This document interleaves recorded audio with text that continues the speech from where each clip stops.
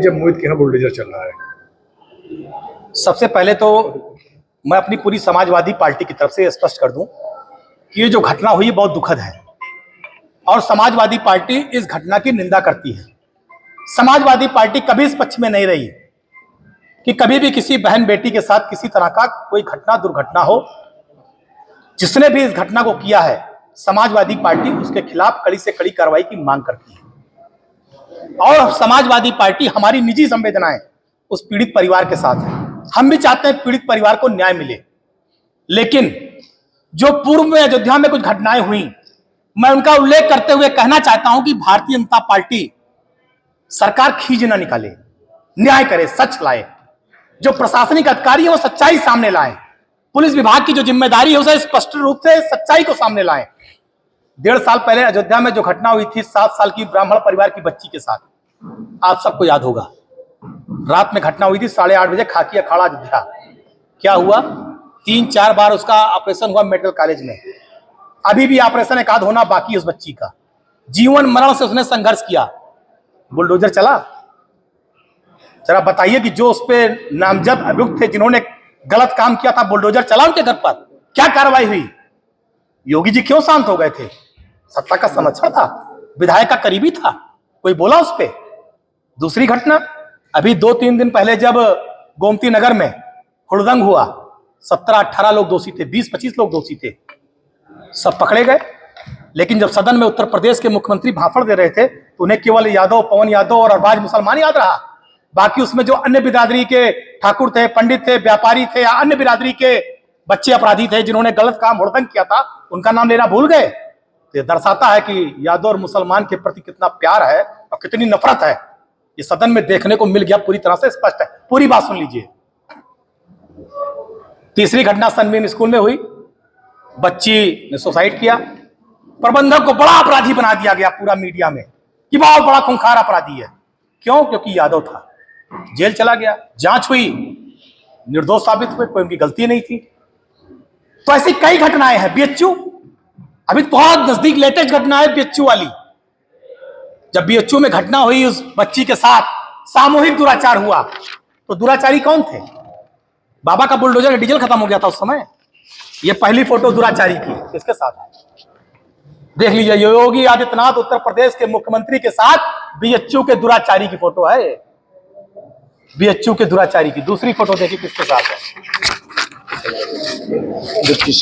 Deputy CM Keshav Maurya stool मंत्री के साथ दुराचारी। ये बीएचयू कांड के दुराचारी हैं। तीसरी फोटो भारतीय जनता पार्टी कार्यालय के अंदर दुराचारी बैठा कुर्सी पर। यह है भारतीय जनता पार्टी का चाल चरित्र और चेहरा। चौथी फोटो, ये जात पूछने निकले हैं पूरे देश में।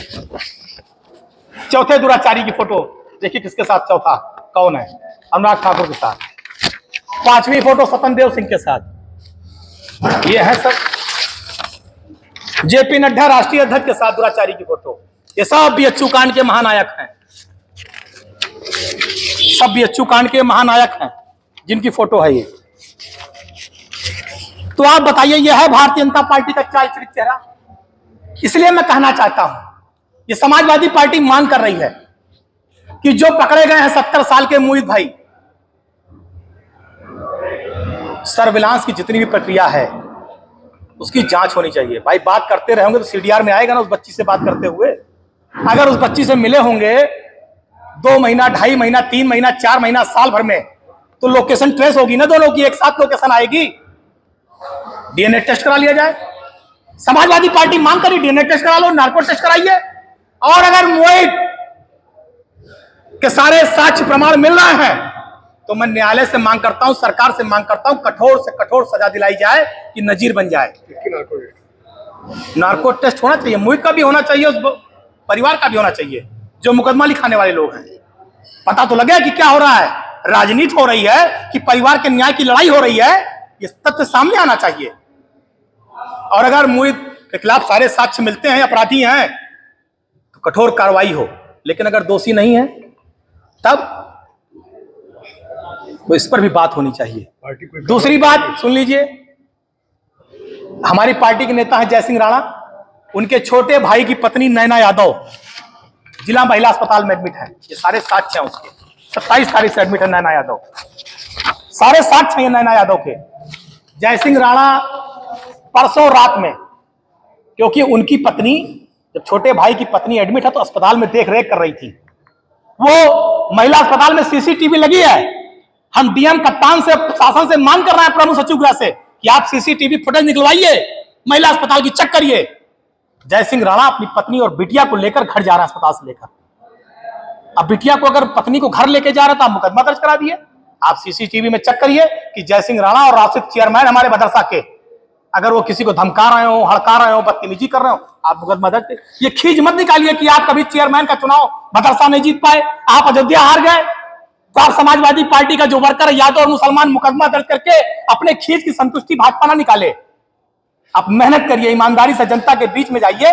अगर इस तरह का दुर्व्यवहार करेंगे तो अच्छी बात नहीं, इसकी समाजवादी पार्टी निंदा करती है। आपकी की पार्टी के विधायक हैं, वैसे उन्होंने कहा कि सिर्फ एक जाति और एक धर्म जो है वो उनके लिए है। अरे यार, मैं योगी और मोदी के खिलाफ टिप्पणी करता हूं, आप कहां मुझे बता रहे हैं? अभय सिंह आप पार्टी के विधायक हैं। जो भी दोषी हैं उन पर कड़ी से कड़ी कार्रवाई हो, निर्दोषों को न फंसाया जाए।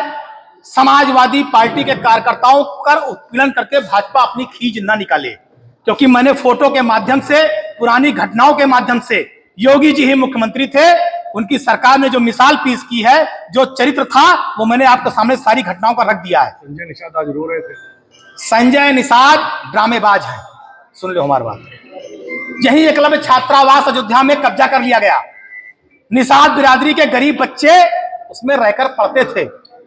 संजय निषाद के मुंह से आवाज नहीं निकली, उनके जीभ पे लकवा मार गया था, बोल नहीं पाए।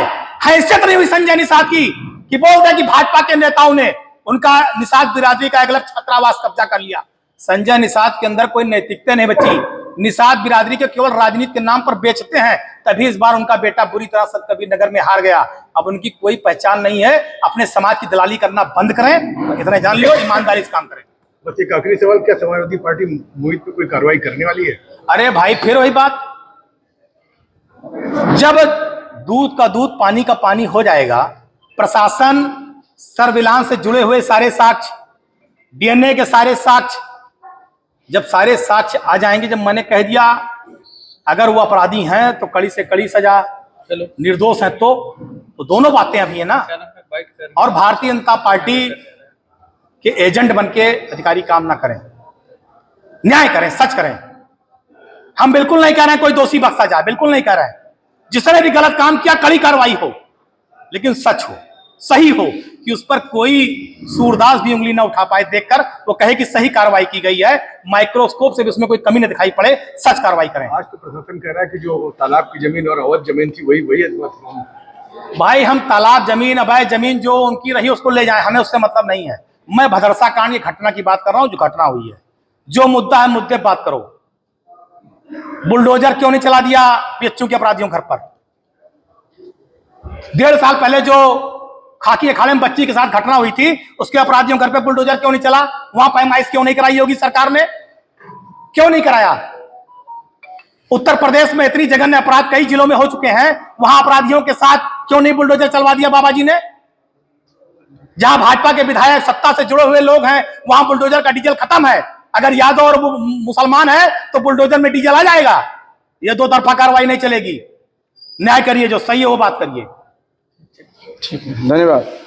अब जाके झोंक दीजिए जितना झोंकना।